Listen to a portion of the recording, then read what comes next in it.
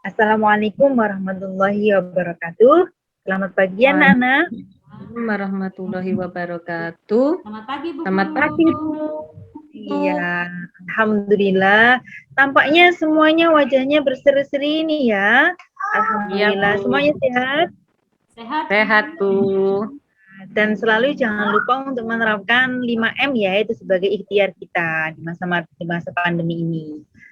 Hari ini kita akan melanjutkan materi kita akidah akhlak, yaitu tentang Asmaul Husna, Al-Ghafar, dan Al-Afu.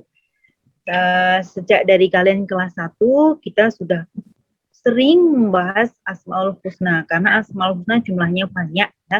Di setiap kelas itu pasti ada pembahasan Asmaul Husna. Nah, di kelas 6 ini kita akan membahas Asmaul Husna, Al-Ghafar, dan Al-Afu. Untuk Al-Ghafar, pengertiannya adalah Al-Ghafar secara bahasa ini berasal dari kata ghafaro yang artinya menutupi. Sedangkan secara istilah, Al-Ghafar berarti Allah menutupi dosa hamba-hambanya karena kemurahan dan keluasan ampunannya. Al-Ghafar juga bisa berarti menganugerahkan sifat penyesalan kepada hambanya sehingga menjadi obat penawar sekaligus penghapus dosa.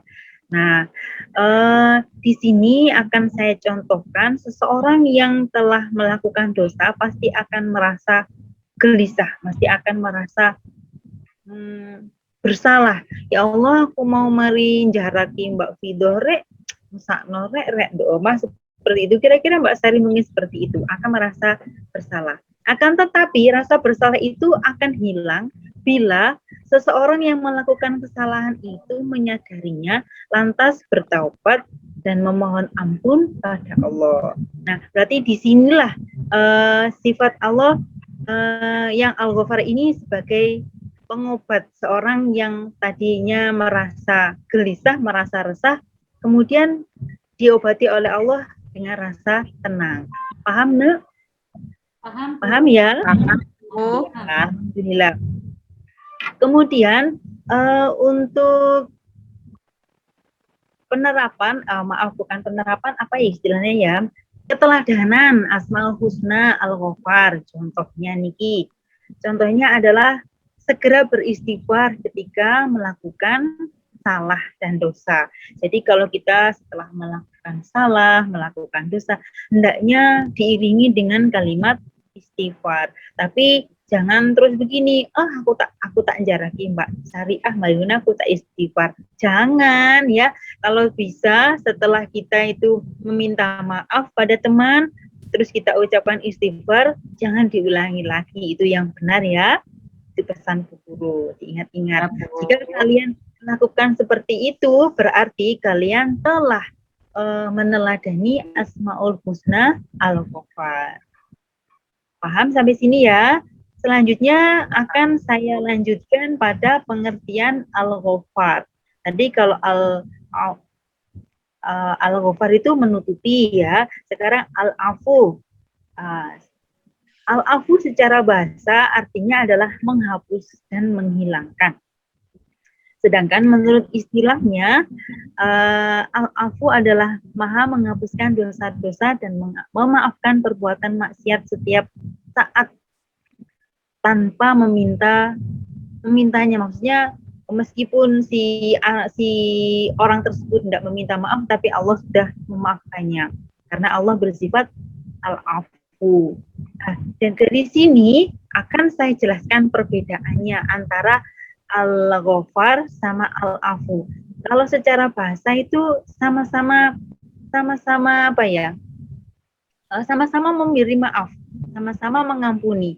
Akan tetapi kalau Al-Ghafar itu dosa kita diampuni, akan tetapi dosanya tetap masih ada dan ditutupi oleh Allah dunia hingga akhirat dari pandangan makhluk yang lain.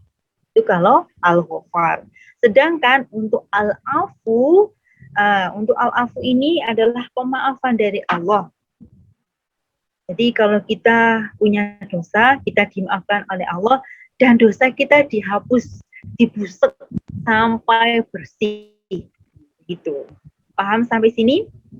Oh iya. Tadi Bu Hilma Lupa satu, maaf. Untuk meneladani sifat Allah al-afu. Nah, niki memberi maaf kepada teman yang bersalah. Baik teman tersebut tidak meminta maaf ataupun tidak. Hendaknya kita memaafkan teman ya. Apakah kalian pernah seperti itu ataukah menunggu dimintai maaf dulu? Dimintai maaf dulu baru memberi maaf.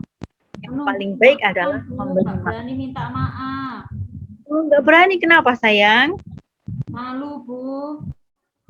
Malu. Kenapa harus malu? Kan nggak pakai kumis itu Mbak Fido ya. Kalau Mas Jono pakai kumis. Kalau Mbak Fido kan nggak berkumis. Kenapa harus malu? Nah, ketika kita berbuat baik itu jangan malu ya. Jangan malu. Kalau kita berbuat yang tidak baik, lah itu barulah malu.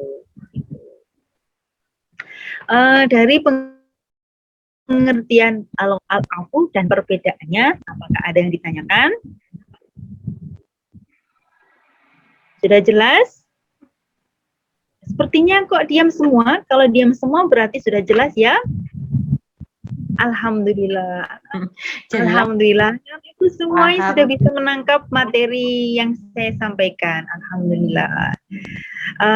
Oh iya, anak-anak, ini waktunya sudah hampir habis ya.